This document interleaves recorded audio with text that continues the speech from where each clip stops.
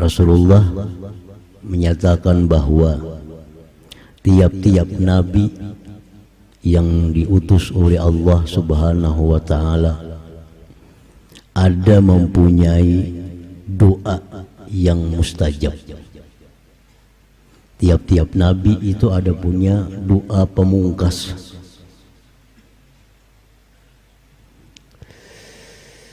Dan para nabi-nabi dahulu telah menggunakan di dalam dunia doa-doa mustajabah itu.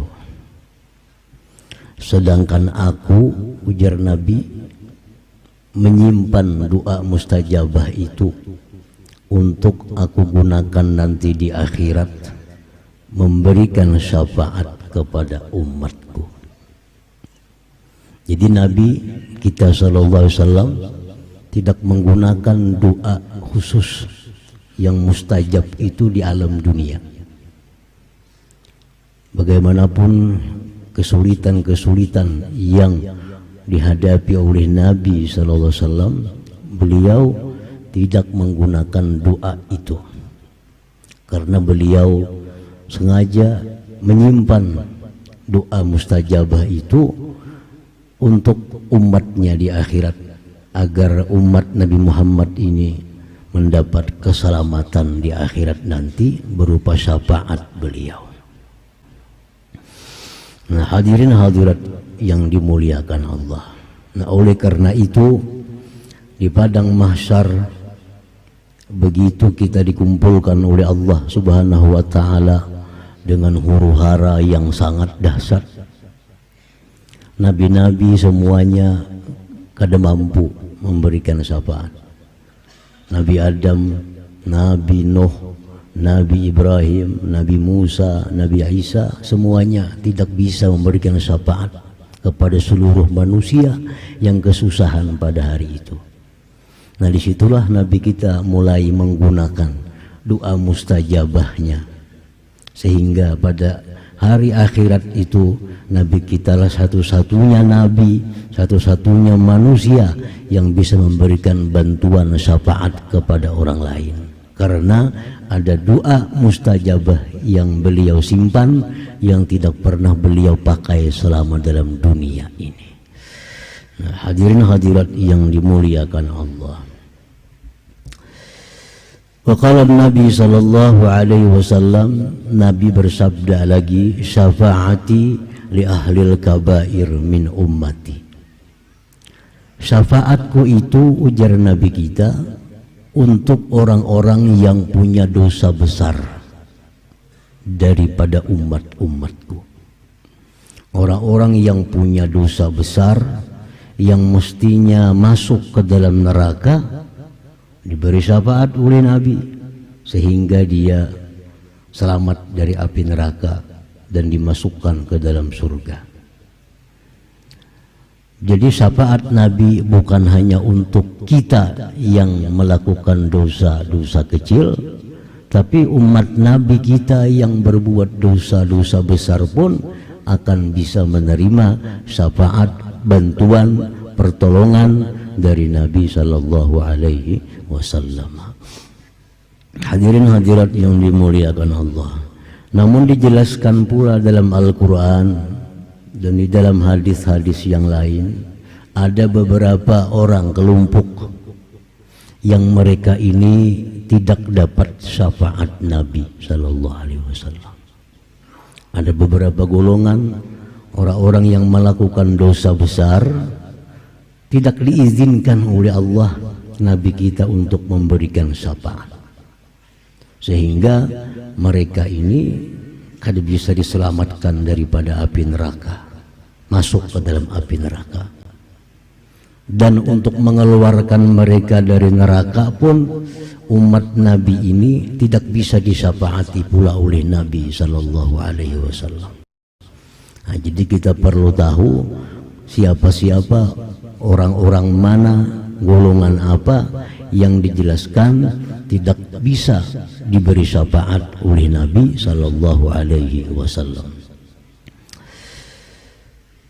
Para ulama menyimpulkan dari sekian banyak hadis-hadis Nabi, mereka-mereka yang tidak bisa diberikan syafaat oleh Nabi itu yang pertama al-musyrikun, orang-orang yang menyekutukan Allah.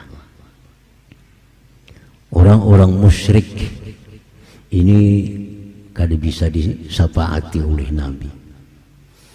Apabila Nabi kita sudah kada bisa memberi syafaat, apalagi yang lain daripada Nabi kita. Kan banyak yang memberi syafaat, ada malaikat, ada nabi-nabi, ada para orang salih, ada para wali, ada para ulama, ada para syuhada yang bisa memberi syafaat.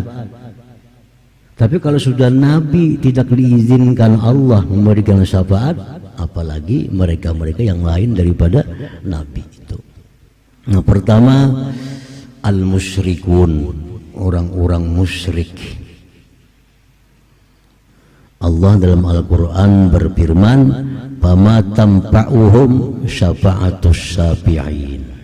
Tidak ada guna syafaat orang yang memberi syafaat terhadap orang-orang musyrik itu, orang-orang yang menyekutukan Allah Subhanahu wa ta'ala. Orang-orang musyrik ini jangan kita anggap penyembah berhala. Orang-orang musyrik ini jangan kita anggap hanya penyembah matahari bulan. Orang disebut musyrik menyekutukan Allah adalah orang-orang yang mengiktikadkan di dalam hatinya ada selain Allah yang mempunyai sifat seperti sifat Allah, disebut musyrik. Dalam hati kita mengiktikadkan ada selain Allah yang bisa memberikan bekas kepada kita. Itu sudah masuk golongan musyrikin. Misal, yang bisa mematikan itu hanya Allah. Tidak ada yang lain bisa mematikan, itu hanya Allah.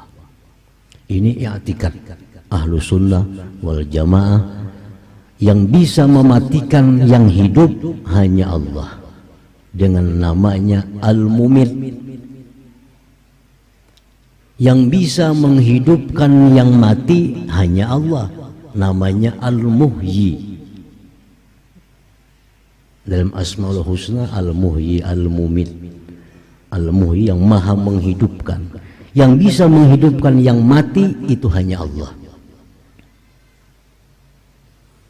Kalau hati kita ada i'tikad, i'tikad itu artinya keyakinan bulat. I'tikad.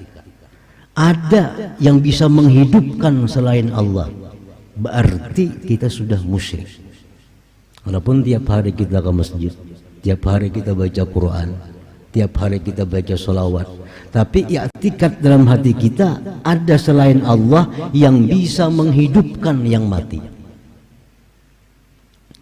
Kita sudah memakaikan sifat Allah kepada selain Allah. Itu namanya musyrik.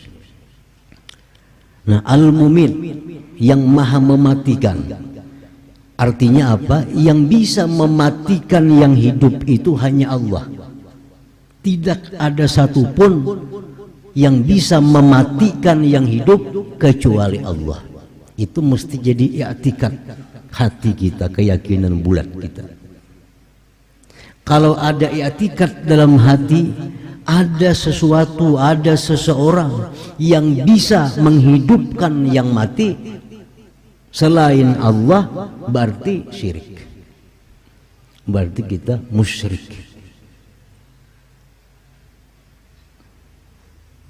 Jadi jangan kita kira yang musyrik itu hanya penyembah berhala. Bisa aja orangnya bersurban tapi musyrik. Bisa aja orangnya baju takwa tapi musyrik. Karena i'tikad dalam hatinya demikian.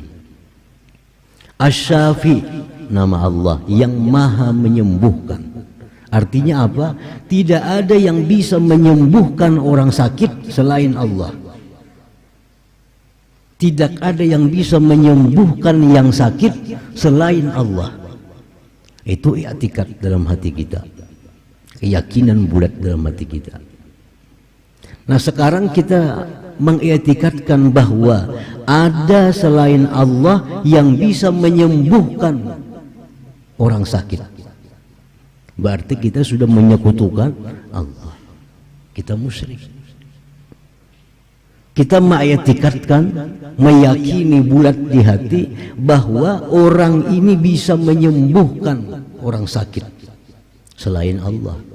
Berarti kita musyrikin. Kita orang yang musyrik. Nah bila demikian halnya kita sampai mati, maka di akhirat kelak kita kada akan dapat syafaat Nabi Muhammad sallallahu alaihi wasallam karena kita tergolong orang yang musyrikin. Hadirin hadirat yang dimuliakan Allah.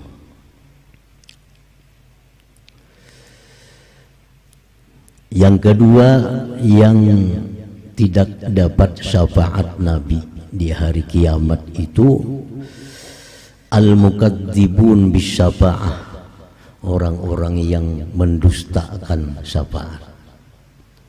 Ini dalam dunia ini sudah mendustakan ada syafaat.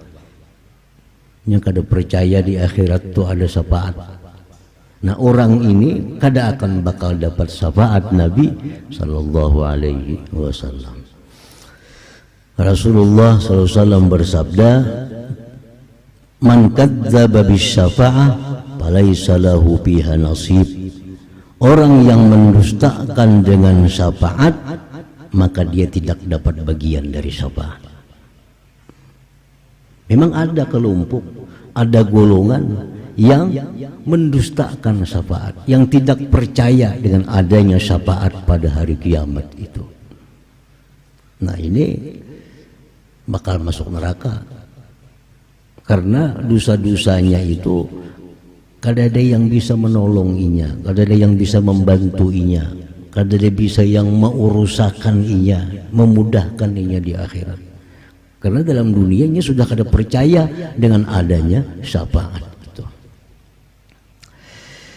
Yang ketiga, Rasulullah mengatakan orang yang tidak dapat syafaatku pada hari kiamat itu al-imamuz zalum, pemimpin yang zalim. Pemimpin yang zalim. Pemimpin di sini bisa kita artikan pemerintah yang zalim.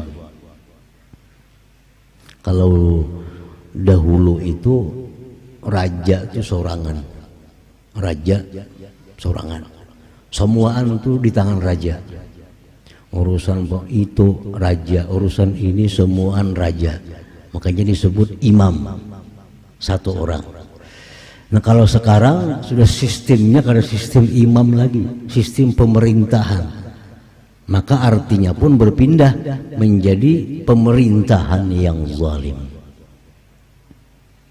Pemerintahan yang zalim. Berarti pemerintah itu kada musaiku. Banyak orang-orang yang termasuk dalam pemerintah yang zalim ini, kalau matinya kada tobat kepada Allah, dia di akhirat kada akan bisa terjangkau syafaat Nabi. Kalau di negeri kita ini yang namanya imam itu ada legislatif, anggota DPR. Ini imam.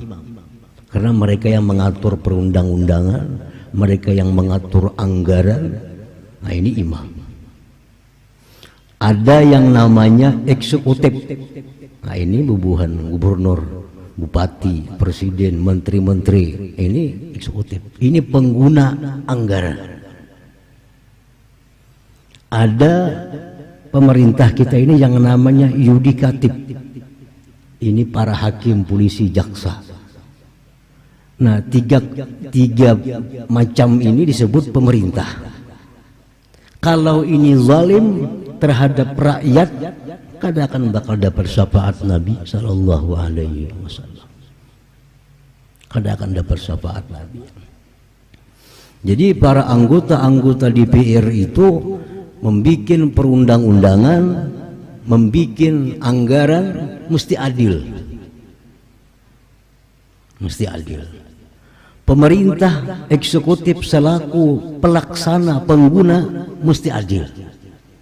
Kalau hendak dapat syafaat Nabi di akhirat, kecuali kalau hendak dapat syafaat, ayo asa kehendak situ. Nah, yudikatif polisi, jaksa, hakim kalau hendak dapat syafaat Nabi mesti adil. Dan adil itu kada akan bisa wujud kalau tidak menggunakan hukum Allah Subhanahu wa ta'ala. Keadilan kada akan ada kalau kada menggunakan hukum sesuai dengan hukum Allah Subhanahu wa ta'ala. Karena yang menilai adil-adil ini bukan kita. Bukan kita.